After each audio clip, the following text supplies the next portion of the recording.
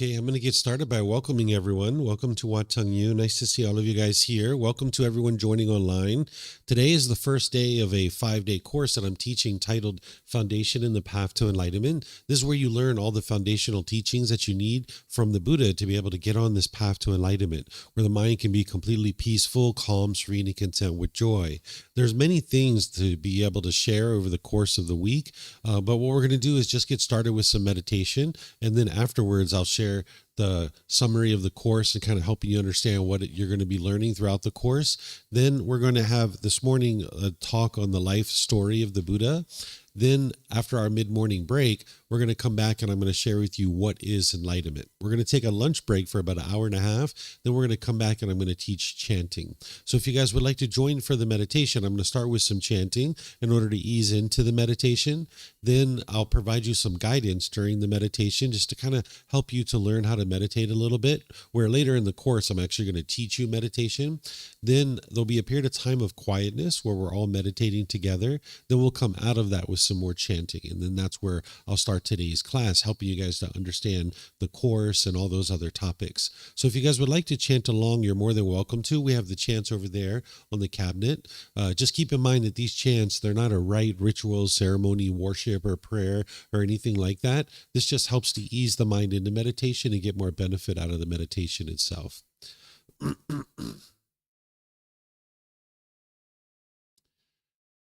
Arahang Samma Sambuddho Mahakawa Bhutang Mahakawanang Apivateyami Sawakato Mahakawata Tammo Dhammang Namasami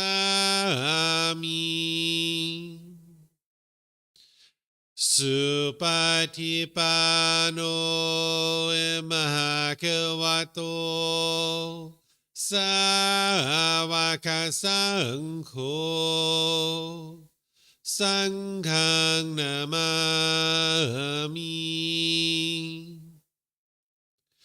Namo Rasa Bhagavato Arahato Samma Sambuddhassa Namo Rasa Bhagavato Arahato Samma Sambuddhassa Namo Rasa Bhagavato Arahato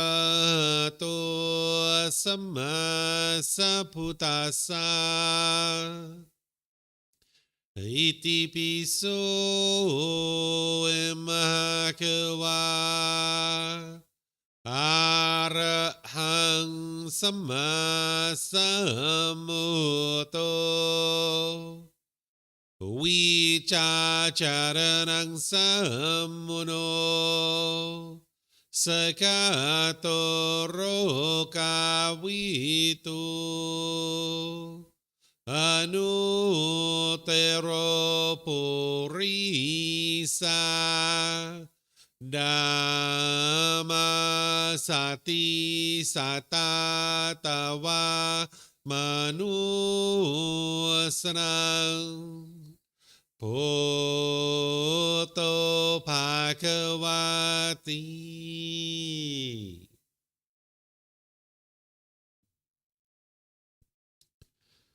Okay, with the lower body and hands and arms comfortable, and the upper body erect, just close the eyes and start breathing in through the nose and out through the nose. Here you're just looking to establish the breath, a nice, natural, steady, consistent breath, not forced or controlled. Just a gradual inhale through the nose, experiencing the full breath. And then, whenever you're ready, exhale out through the nose.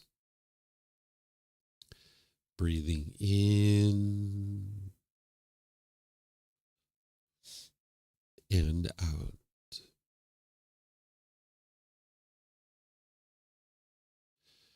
Breathing in and out.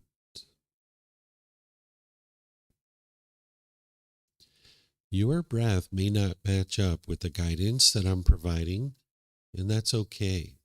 This is your practice. I'm just here for guidance. You can use this voice as a reminder that whenever you get to the next inhale, breathing gradually through the nose, developing a nice, natural, steady, consistent breath. And then, whenever you're ready, exhale out through the nose, experiencing the full breath. Breathing in and out.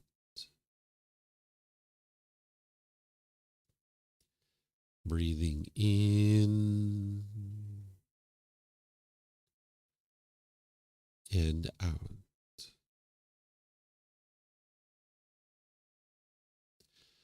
With the breath well established, start fixating the mind on the breath, either the sound of the breath coming into the nose or the sensation of air moving over the skin into the nose.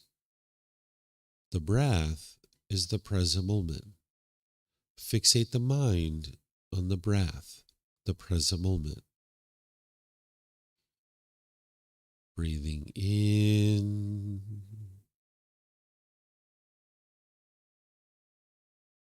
and out.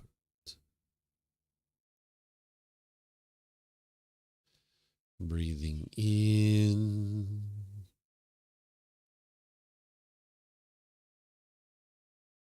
and out.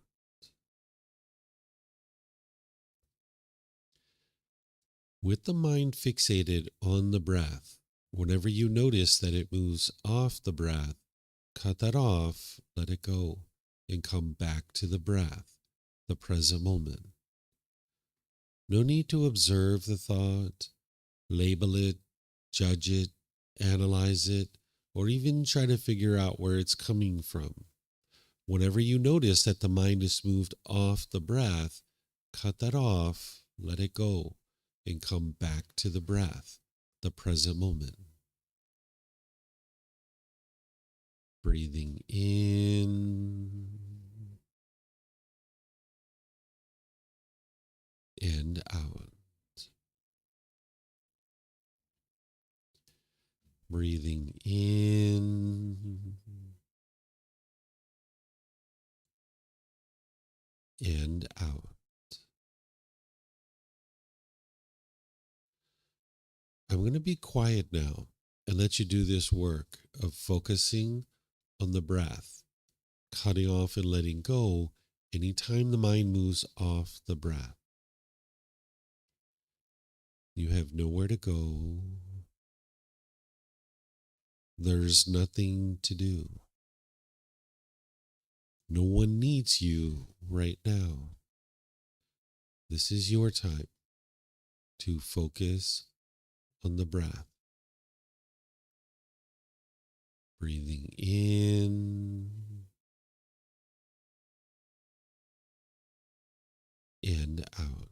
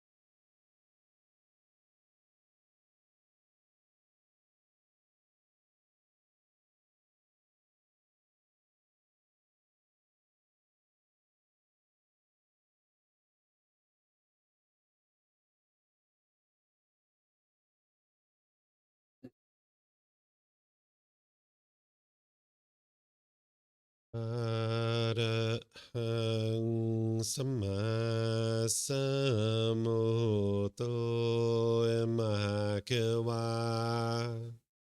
พุทธังมหาเกวันหังอภิวาเทมิ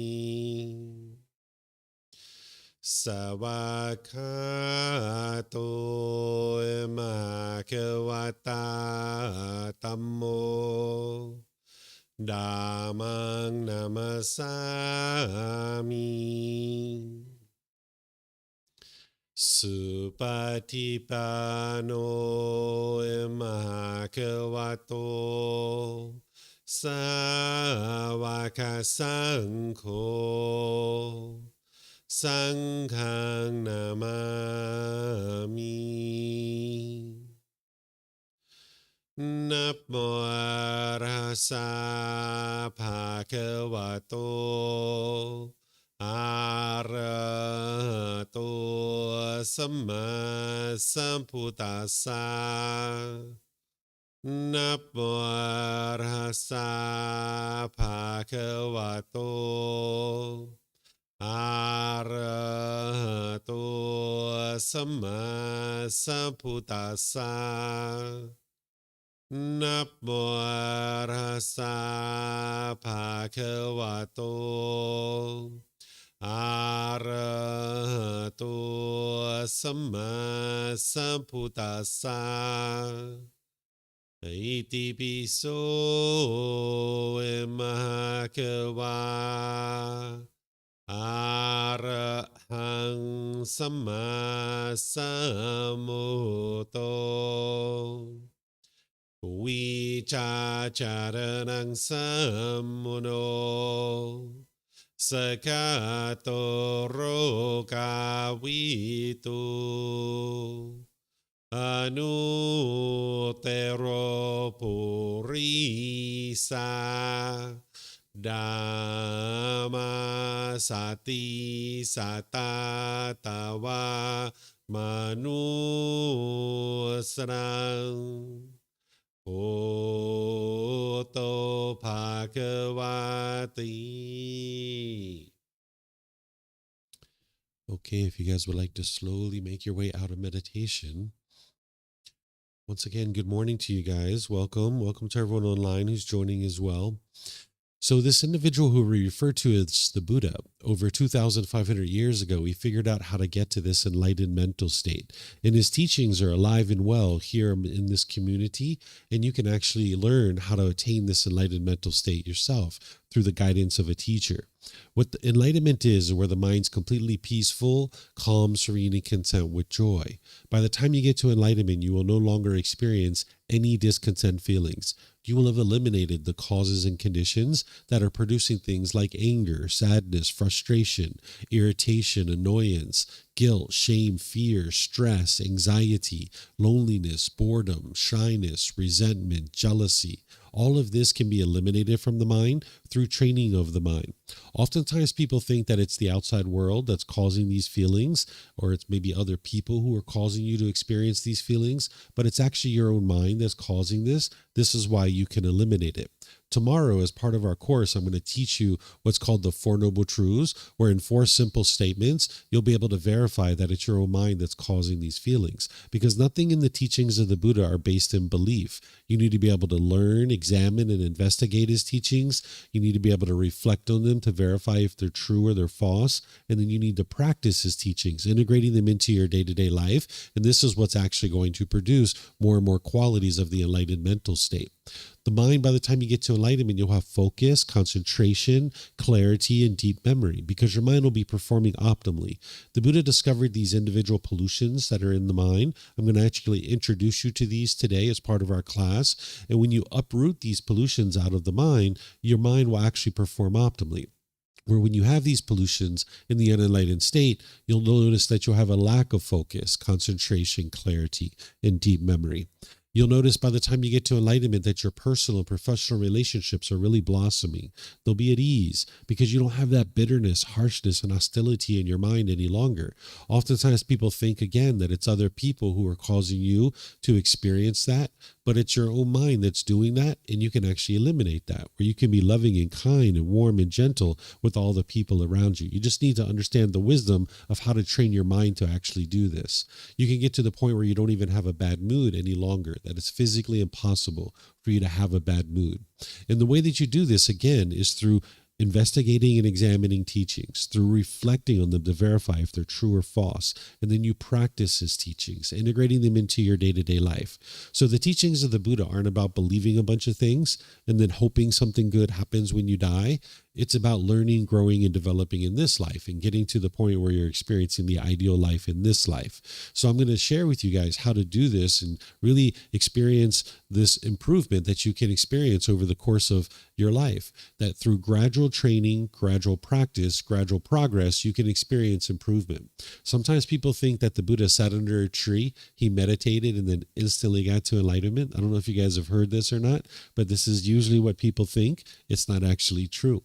The Buddha never said that. He said just the opposite. You can see it in his own words, that he said his enlightenment was not instantaneous, that it was gradual training, gradual practice, and gradual progress. And you know that to be true because everything you've ever done in life has been that way. Whether it's how to learn, to read, write, or speak a certain language, it was gradual training, gradual practice, and gradual progress. Or maybe there's some job or occupation you have where you have some special skill. It was gradual training, gradual practice, and gradual progress. So the same thing is true about getting to enlightenment. It's gradual training, gradual practice, and gradual progress. So the way that the Buddha teaches you to be able to approach his teachings is to approach it with eager ears, right? If you just sit back and you just kind of let the teachings kind of roll over your head, you're not going to really get as much benefit as you could. What you need to do is be able to actively engage with the teachings where you have eager ears, where you're actively listening and you're not believing anything that I say, and you don't believe anything that's in the books that I write or anything that anybody else says about the teachings of the Buddha. You would like to independently verify the truth for yourself. This is called the cultivation of wisdom. That's what's actually going to help you to get to enlightenment. When we talk about awakening to enlightenment, what it means is to cultivate wisdom. Because in the unenlightened state, the mind lacks wisdom about how the world actually truly works. It lacks wisdom of the natural laws.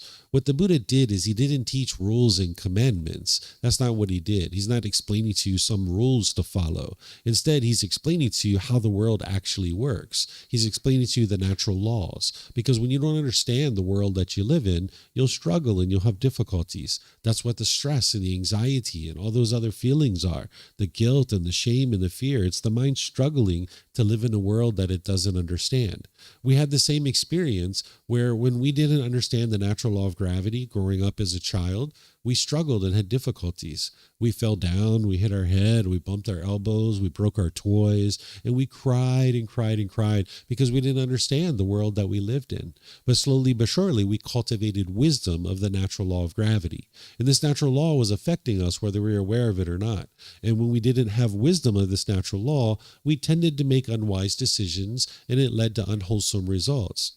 But when we cultivated wisdom about this natural law, we might say that now we're fully awake, or we fully awoken to the natural law, meaning we fully cultivated wisdom about this natural law of gravity. And now we navigate the world more peacefully, that we tie our shoes a bit tighter, we look at the surface of the sidewalk as we're walking, we stop being so giddy and bouncing around like a kid all the time. And now we can ride bicycles, we can climb ladders, we can get on airplanes and fly all over the world because we fully awoke to this natural law of gravity and we make wise decisions now.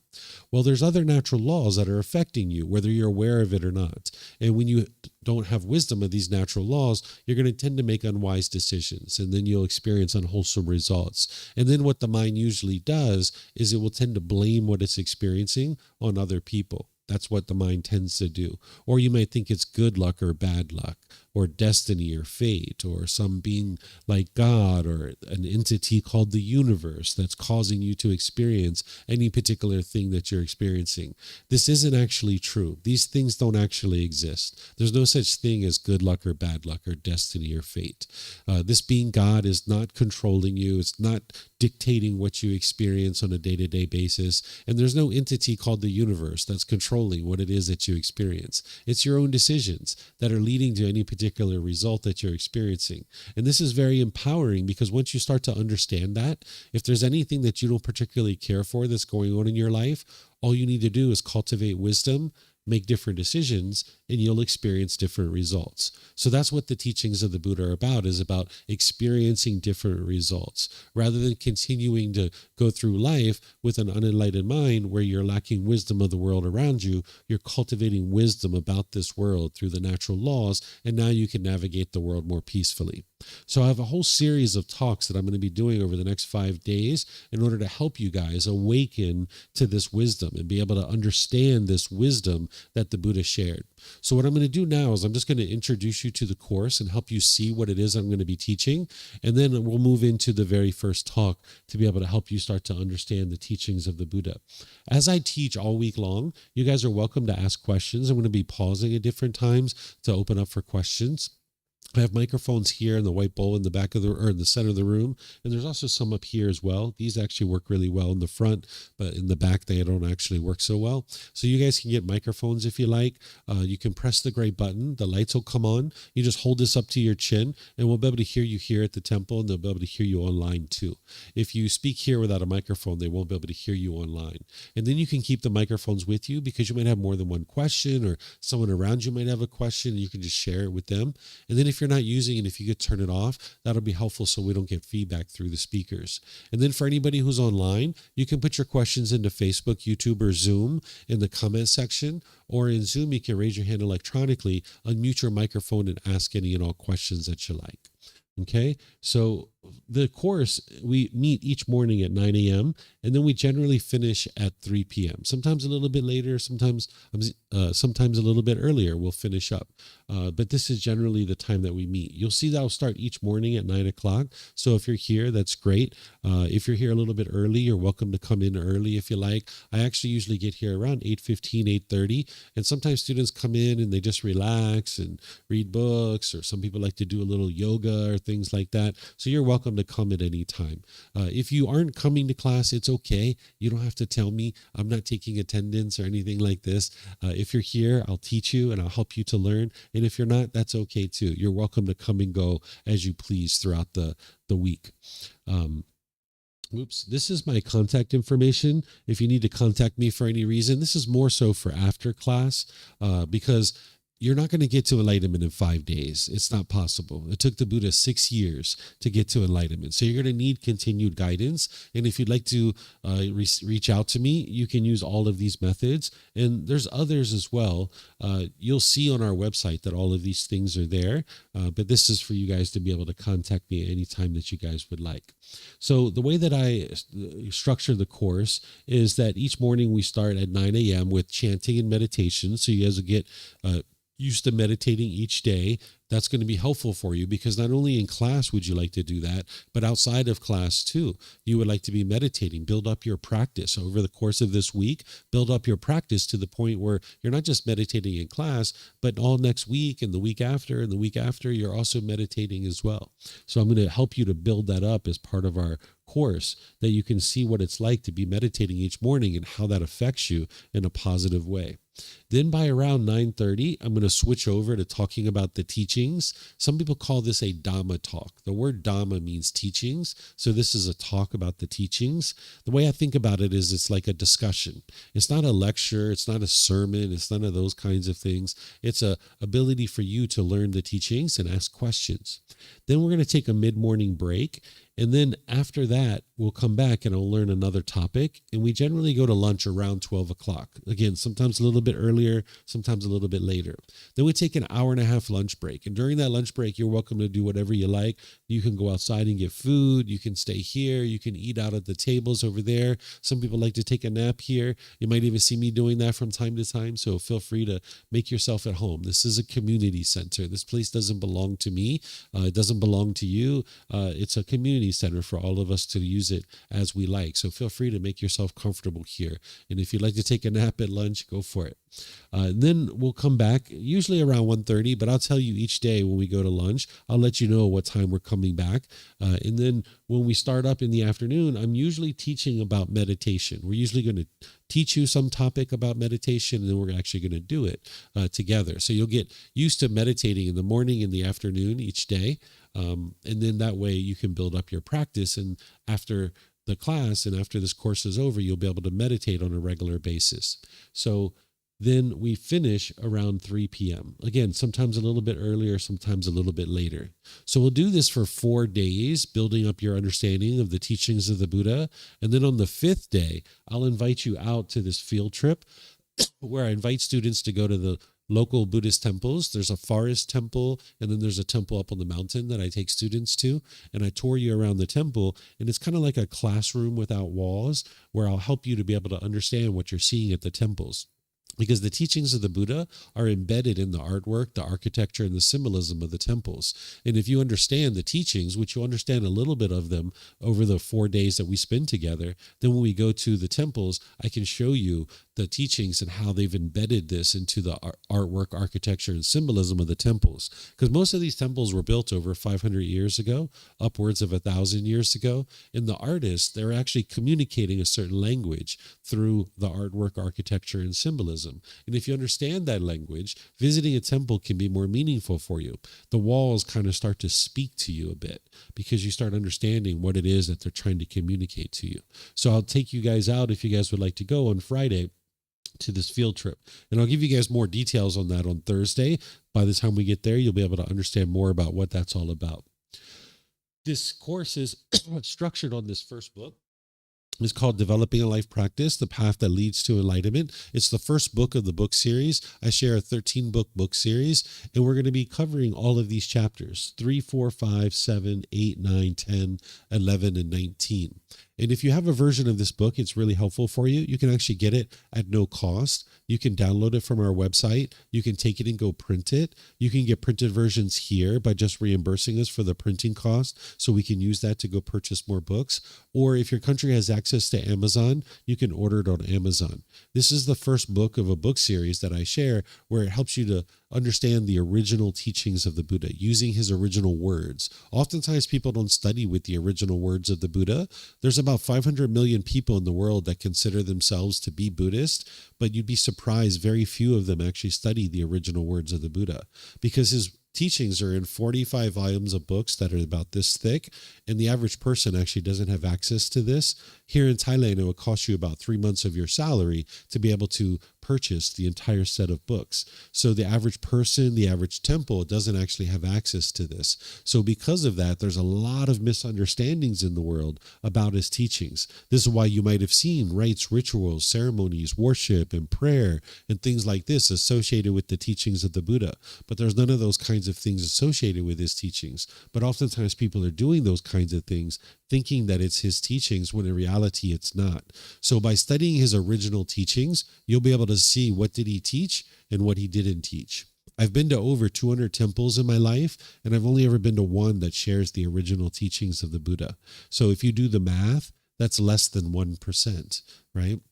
So you would like to always be studying the original teachings of the Buddha, and then you're not interested in believing those teachings. Don't believe what I say. Don't believe what's in the books. You need to be able to see the truth for yourself.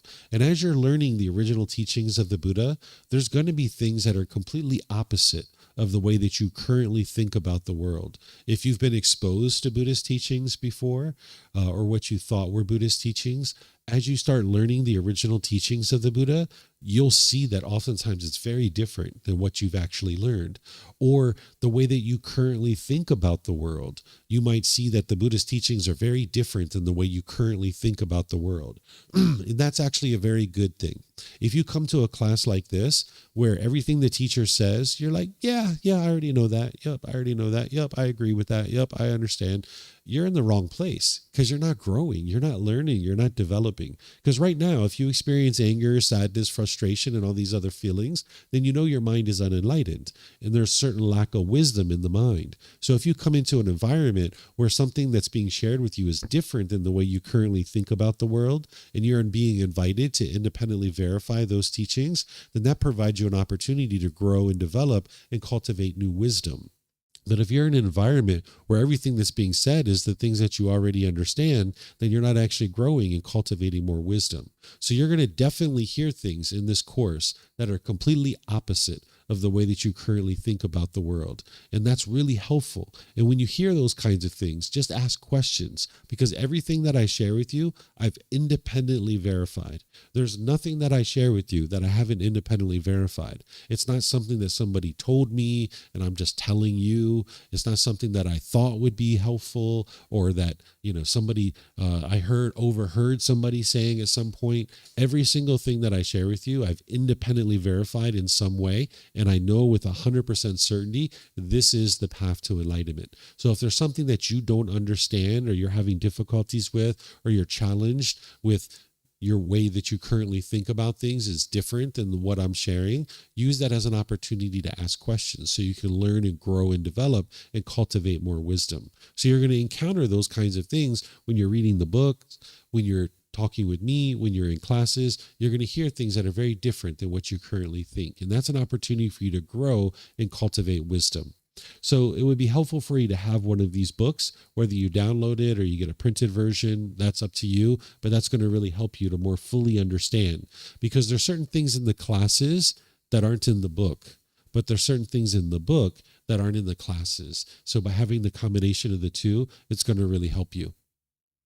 What I'm going to be sharing with you today is the life story of the Buddha. This is a great place to start. If you're going to go on this journey to understand the teachings of the Buddha, you'd kind of like to know a bit about his life story. So I'm going to share that with you here in a moment. Then after our mid-morning break, I'm going to share with you what is enlightenment. Because if you're going to make your way to a certain goal or objective, you would like to know what it is, because then you'll actually be able to more easily navigate your way to it. So I'm going to share with you guys what enlightenment is. Then tomorrow, I'm going to share with you the Four Noble Truths. This is the very first teaching of the Buddha, where in 4 simple statements, you'll be able to understand the problem that he discovered in the mind, the cause of that problem, the elimination of it, and the path forward. And in these 4 simple statements, you can independently verify it, and you can actually see the truth for yourself, so that way you can have this breakthrough to understanding what's causing these feelings in the mind. Because like I mentioned, oftentimes we think that it's other people who are causing these feelings, but with this teaching, you'll actually be able to see that it's your own mind that's causing these feelings. And then this is very empowering, because then you can actually apply the real solution to actually fix it. Whereas if you keep blaming other people for what you're experiencing, you're going to just keep experiencing it over and over and over again, because they're not actually the ones who are causing these feelings.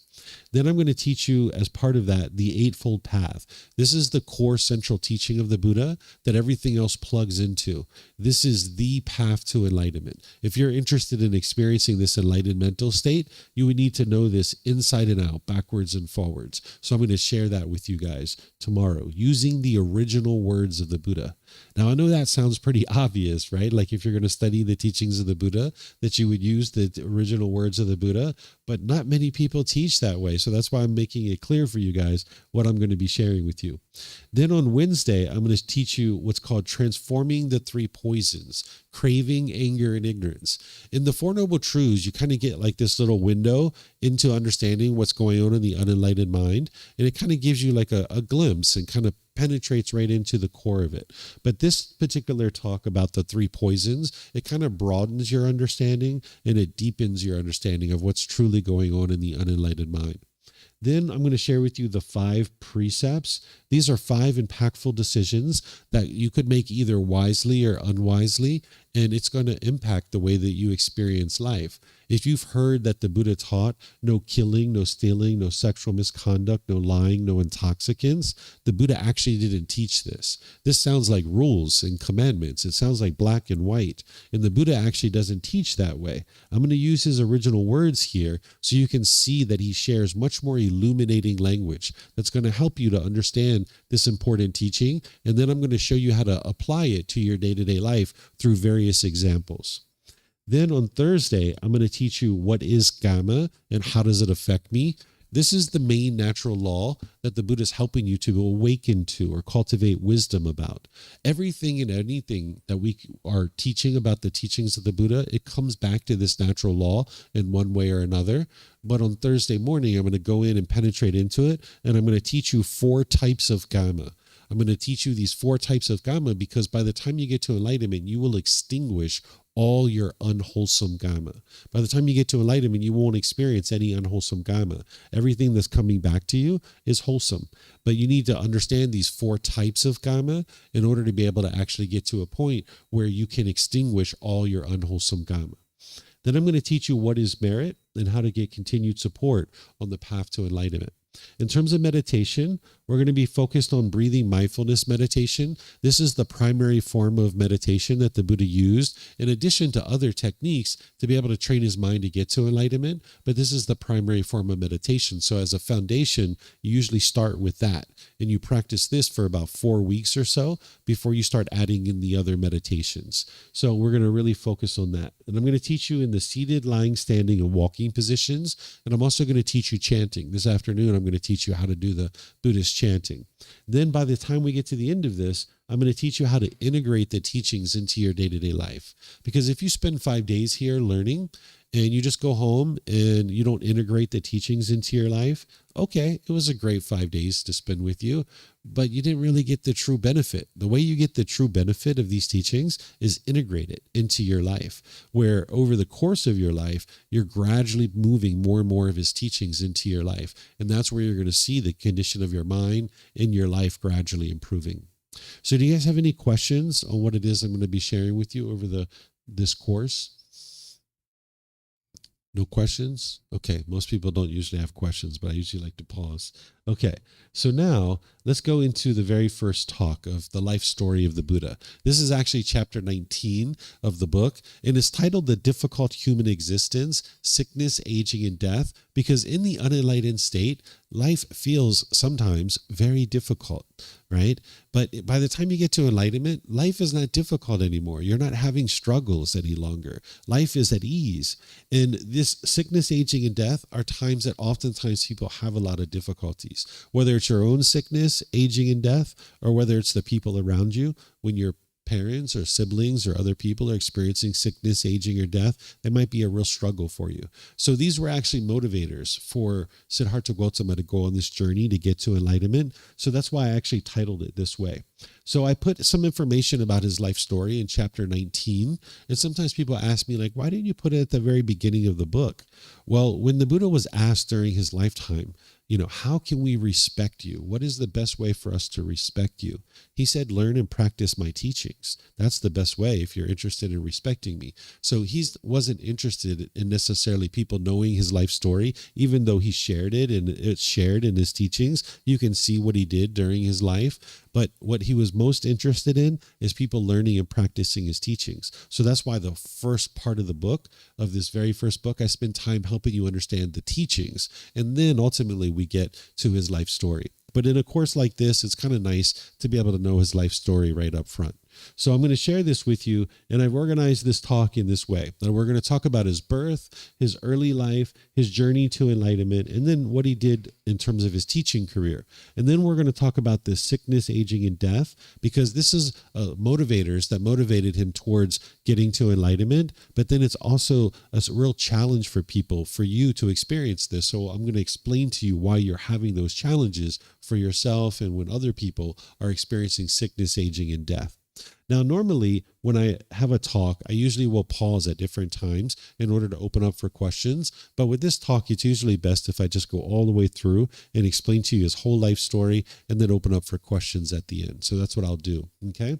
So this individual that we refer to as the Buddha or Gotama Buddha, he started out his life as a prince destined to become a king. He was the firstborn son of a king. He was named Siddhartha Gotama. He was born in 563 BCE in a region of the world that we refer to as Nepal, but it didn't have that border between Nepal and India back then. And he ultimately ended up teaching in northeast India. He dies in 463 BCE. I'm sorry, 483 BC. So he lives from 563 to 483. So he lives for 80 years during his lifetime. So he lived over 2,500 years ago. When his mom was pregnant, obviously the queen, what they would do is they would take the woman back to her homeland in order to deliver her baby, because this was kind of customary, that if you were pregnant and you were getting ready to deliver, that they were interested in you being around your brothers and sisters and your parents and all these people so they could help you with the child. So because she was close to delivery, the king organized a caravan and they were escorting her back to her homeland so that she could deliver the baby. On the way back to her homeland, she goes into labor pains, and they stop the caravan. She gets out and goes over to this tree, and she's holding on to the branch of the tree, trying to deliver the baby standing up, because it was very challenging for her to get the baby out of the normal birthing canal. The baby ends up breaking through the side of her stomach, and because of this, she ends up dying 7 days later. Where today we would end up doing a C-section, and it'd be no big deal, and she would be just fine. Where 2,500 years ago, they didn't have that technology, so she ended up dying 7 days after his birth. And because birth and death of either the mother and or the child was not uncommon 2,500 years ago, they actually had protocols in place for this as well. That if you as a woman died during childbirth and your children lived, then if you had siblings, they would adopt your child as being their own child. So Siddhartha Gautama's mother had an older sister who adopted him as her child. So his aunt was his stepmother. And now, at his birth, there's something that's said in the original teachings that I don't think is true, but I'll share it with you because it's in the original teachings. It said that when he was born, he instantly walked 7 steps. Lotus flowers were blossoming under his feet, and he spoke and he said, "This will be my last birth," right? So I don't think this is actually true, because when somebody is as impactful as a Buddha and they live in the world, and people share the teachings from person to person to person, oftentimes people embellish the story to be able to make him look even better than he already was. We don't actually need to embellish the story of a Buddha. He already did something very amazing and wonderful, so we don't need to embellish his story. But I think this is actually an embellishment of the story, because if that was true, the next part of the story actually wouldn't be needed, right? So the next part of the story is that the king, being interested in knowing what his son was going to become, summons these advisors, like fortune tellers. He summons 108 people to come and tell him, what is my son going to become? Well, if your son is walking and lotus flowers are blossoming under their feet and you're speaking right away, you don't need anybody to tell you that this kid's special, right? So he summoned these fortune tellers, because this was a common practice at the time, to find out, what is my son going to become? So 107 of those advisors, they came and told his father, your son's going to be a great monarch, a great ruler. He's going to rule over your kingdom, and he's going to spread your kingdom far and wide. He's going to expand your kingdom. And of course, the king's like, all right, that's my boy. Yeah, that's what I want, right? Well, there's this last advisor who comes in, and he apologizes to the king. And he says, sir, I'm so sorry. He says, I heard those other advisors, and I heard what they said. They said that your son is going to be a great leader. They're accurate, but he's not going to be the leader that you think he's going to be. He's going to be a spiritual leader. And his father didn't like this. So his father decides he's going to sequester his son in the palace and keep him kind of locked away in the palace. He thought that if he went out into the world and got involved in worldly affairs, that he would be disinterested in being a ruler and a king, but instead he would get into kind of spiritual pursuits. So he decides to keep him in the palace, and he lavishes him with everything you can imagine a rich royal father could give his son.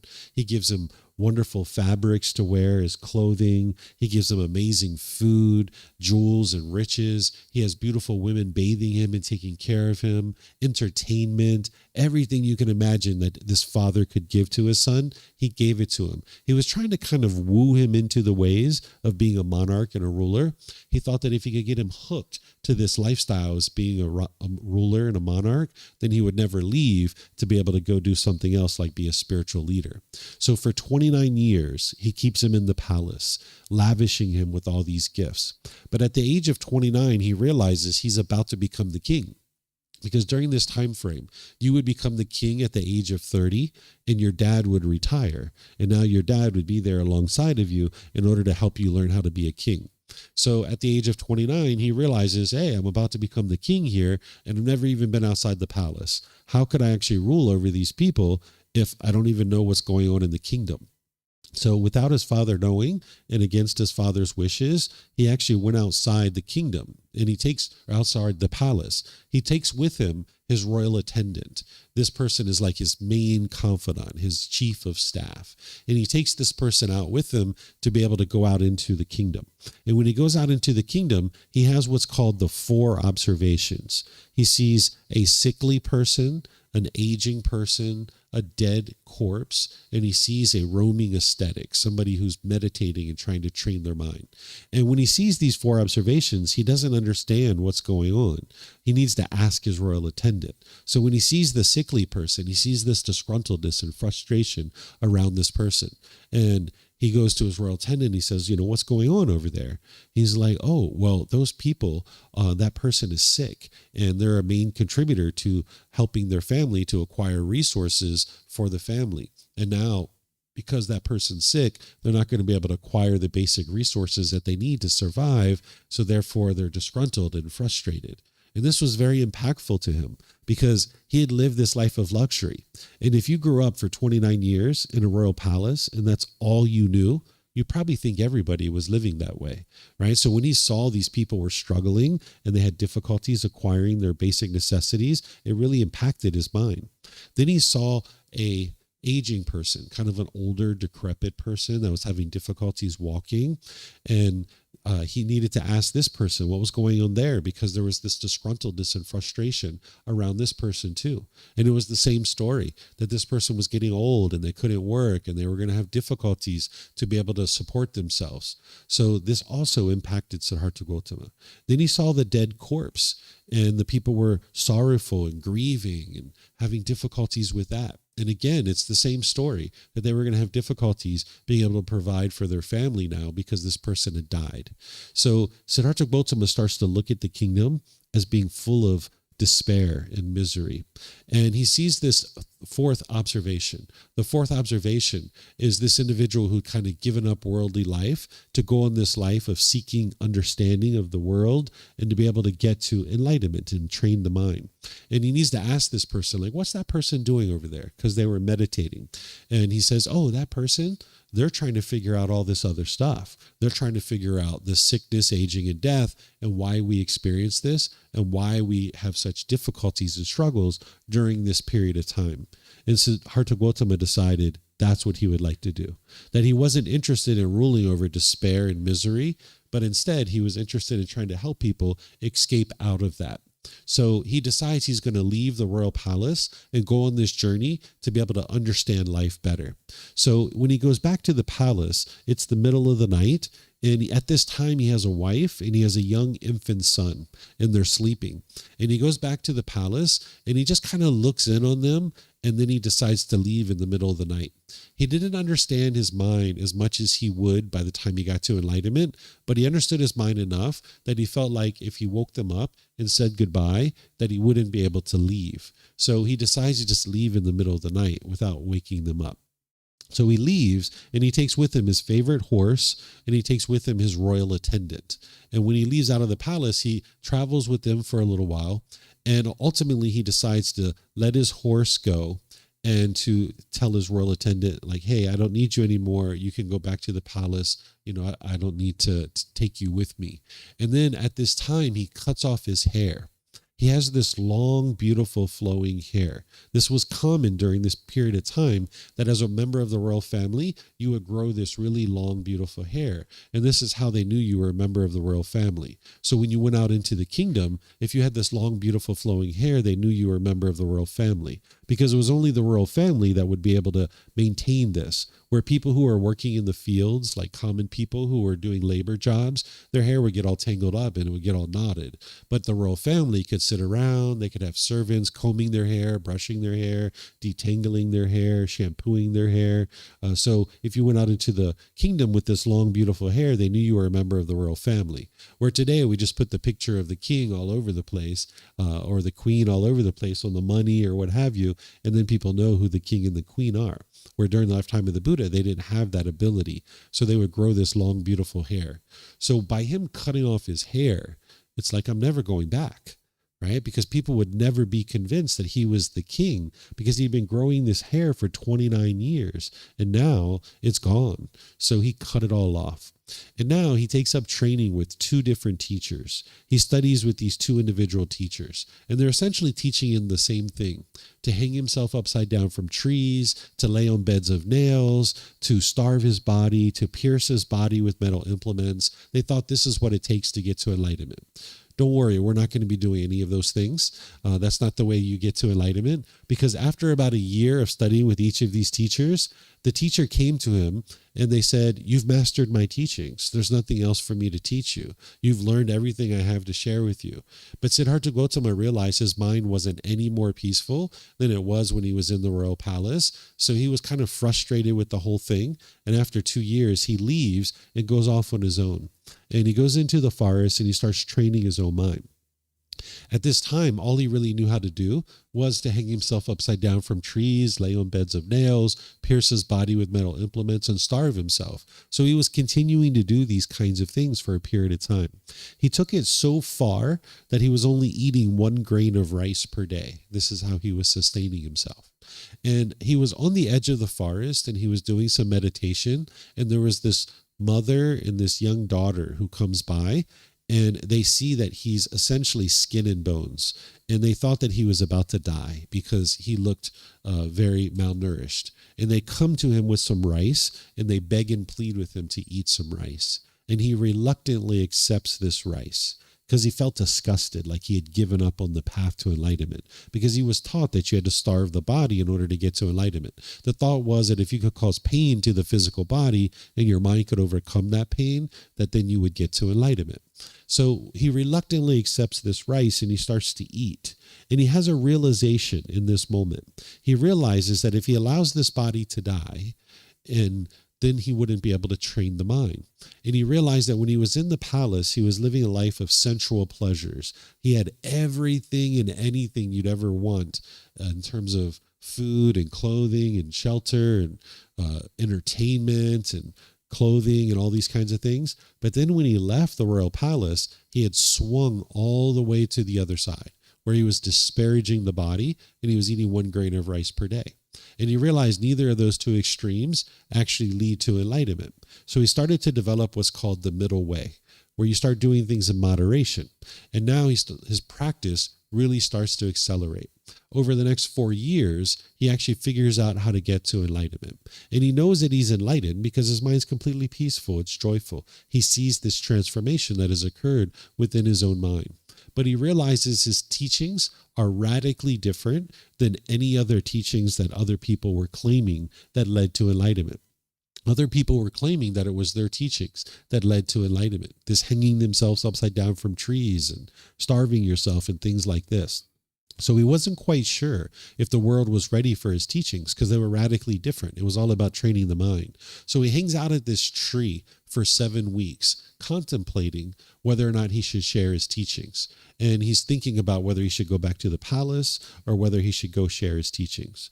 Well, we know the ending of that he did decide to share his teachings. So he ends up walking back to where he was studying with those first 2 teachers, and he encounters 4 of his previous classmates and 1 of his previous teachers. And when he encounters them, they start laughing at him and joking him and mocking him.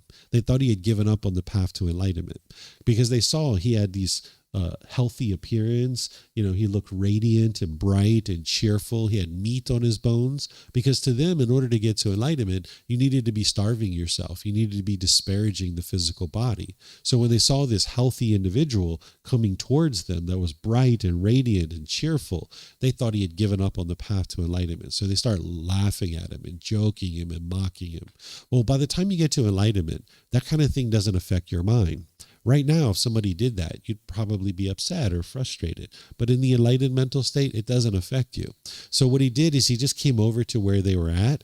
He sat down on the ground and he took his hand and he reached down to the ground and he touched the earth. This is where he performed the one and only miracle that he ever performed. When he touched the earth, these animals came to where he was at. So there was like squirrels and rabbits and birds and lizards and snakes and deer and spiders, and all these different animals just came to where he was at. And these 5 people, they were like okay, you've got my attention. What do you got to say? So he shared the Four Noble Truths, the teaching I'm going to share with you tomorrow morning. He shared the problem in the mind, the cause of the problem, the elimination of it, and the path forward. And the way that the teachings of the Buddha work is that they're independently verifiable, that you can verify what it is that they're actually teaching. So when I share this with you tomorrow, you'll be able to independently verify it for yourself. And that's why they knew after they heard that talk that, yes, he had figured out how to get to enlightenment. And they were convinced that he had gotten to enlightenment. But a Buddha doesn't go around performing a bunch of miracles to try to convince people that he's a Buddha.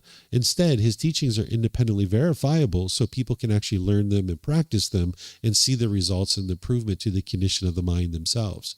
So from the age of 35 to the age of 80, he continues to teach, and he teaches countless people how to get to this enlightened mental state. His community just kept growing and growing and growing and growing. And by the time he dies, they preserved his teachings shortly thereafter so that more people could get to enlightenment after his death. These are the three primary criteria of what make a Buddha, is that they get to enlightenment by themselves without the help of any teachers or any guides. They then dedicate the rest of their life to sharing their independently discovered teachings with countless people, and countless people will get to enlightenment during that person's lifetime. Then they will preserve their teachings in such a way that countless more people will get to enlightenment after their death. So he meets all these criteria. Sometimes people ask me this question because I'm about to stop for questions. So I'll just answer just in case you guys have this question. People ask me, what happened with his family? Did he go back to see his wife and his son? The answer is yes. He actually went back to where his family was, and his wife and his son and his stepmother and many other people from the royal family started to come and learn with him. Sometimes people think that the Buddha left his family and never actually went back. This isn't actually true. You can see it in the teachings that he actually taught his son. His son got to enlightenment. His wife got to enlightenment. His stepmother got to enlightenment. All these different people were getting to enlightenment during his lifetime. So he needed to step away, train his own mind, figure all that out, and then he had something wonderful to offer the world and to offer his family as well. So this sickness, aging, and death were the motivators that motivated him to be able to go on this journey to get to enlightenment. So what he discovered is the reason why we experience sickness, aging, and death is because this body is not permanent, that everything in the world around you is constantly changing. Everything is impermanent. But the reason why we feel such strong mental pain during these periods of time is because the mind is craving permanence. The mind wants to be permanently healthy, but yet you can't be permanently healthy. It's not possible. Or the mind craves permanent youthfulness when this body is going to age, and people crave permanent life, where in reality, this life is not permanent. That because we were born, we are going to experience sickness, aging, and death. It's unavoidable. It's going to happen because this body is impermanent. That whatever arises, it's going to change and then it's going to fade away. Every single thing in the world that around you is that way, that it's going to arise, it's going to change, and then it's going to fade away. But because the mind is craving permanence, while you live in an impermanent world, the mind struggles and has difficulties. So you're going to learn more about this tomorrow. But these were the motivators that motivated him on the path. Because when your parents are maybe sick or aging or getting close to death, you might really struggle because your mind's holding on and craving permanence. Or maybe your own sickness, aging, and death. As you're experiencing these kinds of things, your mind can really struggle and hold on to this world. So that's what's actually causing the mind to experience the struggles and difficulties, is this craving for permanence. So do you guys have any questions on his life story? Anything you guys would like to ask? You have a question? Yeah, there's some mics back there. There's some up here as well. By the way, if you guys are cold, there's a remote control back there in the back for the air conditioning. You guys are welcome to adjust it. I've got one right here that I can turn on to blow on me. So if you guys get cold, you guys are welcome to change that.